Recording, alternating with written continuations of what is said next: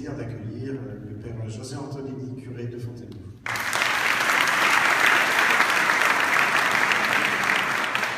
Alors, je vais passer tout de suite la parole à Patrick Caron. Merci. Monsieur le maire, cher Frédéric, mesdames et messieurs les élus, mesdames et messieurs les représentants des différentes églises, chers membres de la coordination des chrétiens d'Orient d'Angers, chers amis, monsieur le maire Frédéric, je tiens d'abord on va se tutoyer, on se tutoie dans la vie habituelle, à te féliciter et à te remercier chaleureusement.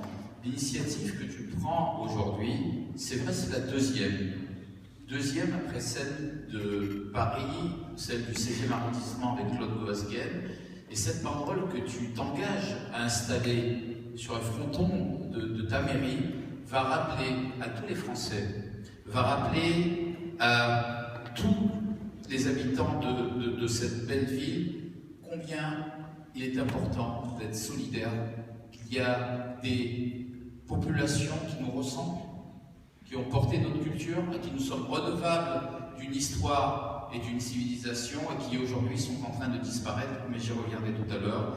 Donc merci Frédéric pour cette initiative importante et tu donnes le signal du top départ pour le 77. Je compte sur toi pour mobiliser d'autres maires de ce beau département, de sorte que dans toutes les mairies, nous puissions avoir une pensée chaque fois que nous passons devant une mairie, une pensée pour nos frères et sœurs qui sont massacrés parce qu'ils refusent d'abandonner leur foi. Je voulais aussi remercier ton adjointe Geneviève Machely, qui n'a pas ménagé sa peine pour faire de cette soirée une réussite. Il faut savoir dire merci et bravo, on peut l'applaudir.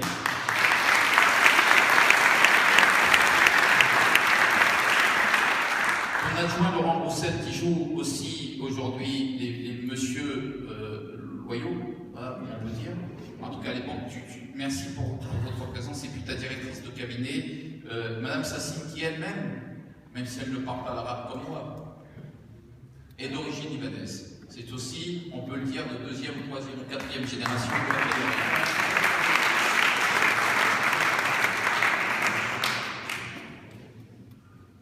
Je voudrais avoir un mot sur le mouvement qui se crée en France, et il est inédit. Il est inédit. D'autres pays européens n'ont pas l'engagement que nous, Français, avons, cette sensibilité que nous, Français, avons sur la question des chrétiens d'Orient. Et je voudrais avoir un mot pour Valérie Pécresse, même si elle n'est pas là ce soir. Elle vient vendredi. Elle préside le groupe d'études sur les chrétiens d'Orient à l'Assemblée nationale. Ce groupe d'études est le deuxième groupe d'études, avec plus de 120 députés. C'est le fer de lance du combat pour les chrétiens d'Orient à l'Assemblée. C'est un véritable lobby. Nous l'avons voulu.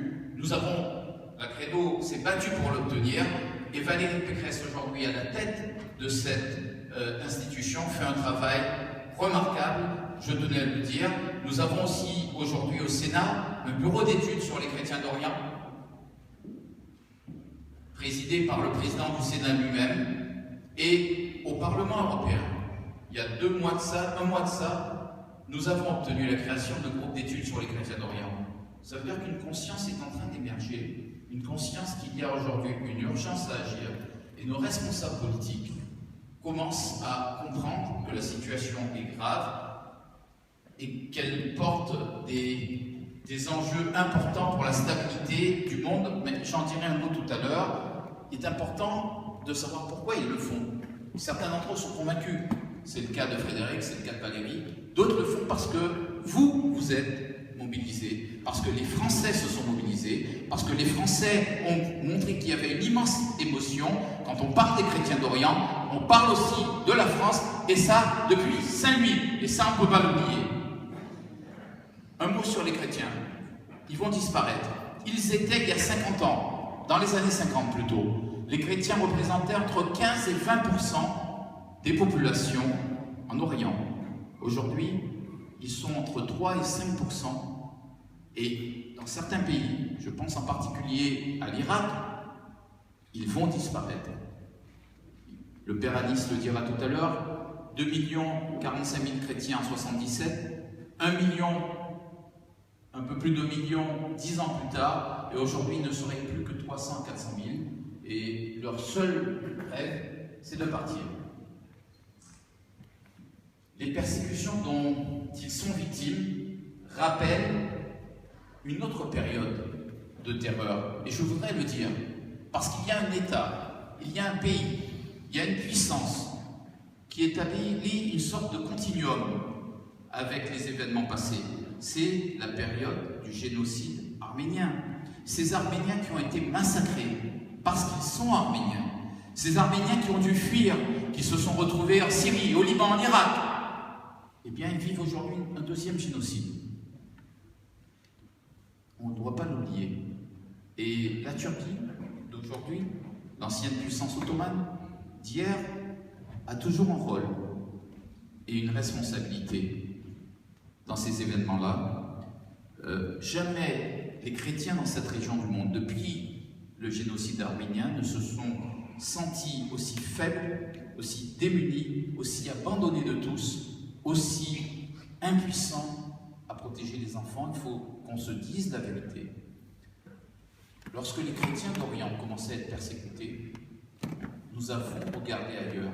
Lorsque des femmes, je pense aux Égyptiennes en particulier, ont été enlevées pour être converties par la force, mariées de force, et qu'on retrouvait voilées intégralement, nous avons saisi notre ministère et on mettait en doute le témoignage des familles. Lorsque des églises ont été prises pour cible, nous avons dénoncé mollement, sans proposer de réponse politique à la hauteur des enjeux, à la hauteur des drames humains qui se passaient dans cette région du monde. Et maintenant que des hommes, des femmes, des enfants sont massacrés, uniquement en raison de leur religion, eh bien, on minimise la situation en disant que toutes les communautés de la région subissent aussi la guerre et l'horreur. Eh bien, c'est vrai que les musulmans sont victimes des extrémistes. Et peut-être que les musulmans sont plus nombreux, numériquement, à être victimes des extrémistes. Mais quand ils sont sunnites, ils ne sont pas massacrés parce qu'ils sont musulmans. Ils sont massacrés, ils sont pris à partie quand ils s'opposent aux djihadistes. Les chrétiens, eux, comme certaines minorités, je pense aux yézidis, ils sont pris pour cible parce qu'ils sont chrétiens. Ils sont pris pour cible parce que leurs tortionnaires veulent effacer toute trace des racines chrétiennes de cette région. Ils veulent effacer aussi les traces de l'Occident que leur rappellent les chrétiens. Et les chrétiens en Orient sont proportionnellement les populations les plus affectées, les plus concernées, les plus martyrisées de cette région du monde.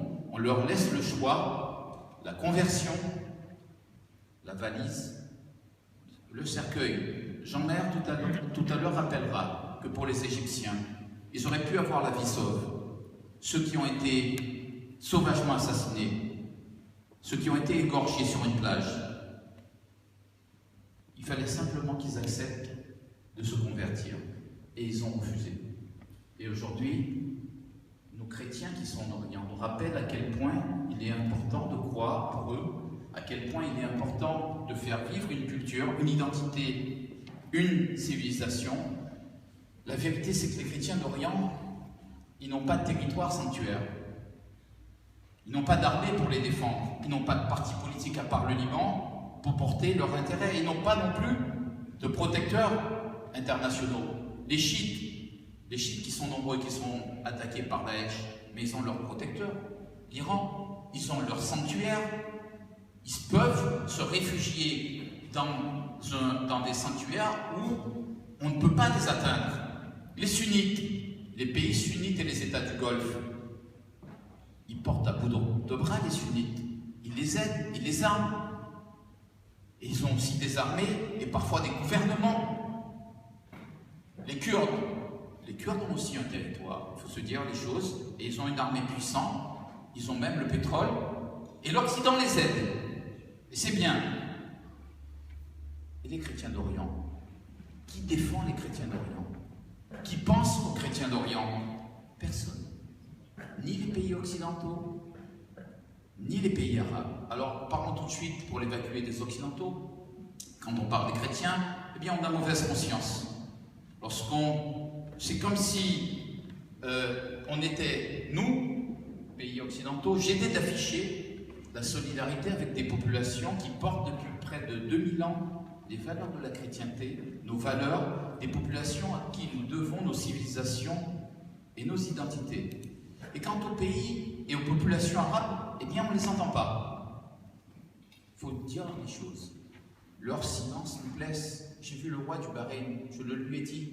J'étais en Égypte, devant le grand imam d'Al-Azhar, Al-Tayeb. C'est une autorité morale supérieure du monde sunnite. Je le lui ai dit, mais lui, il parle.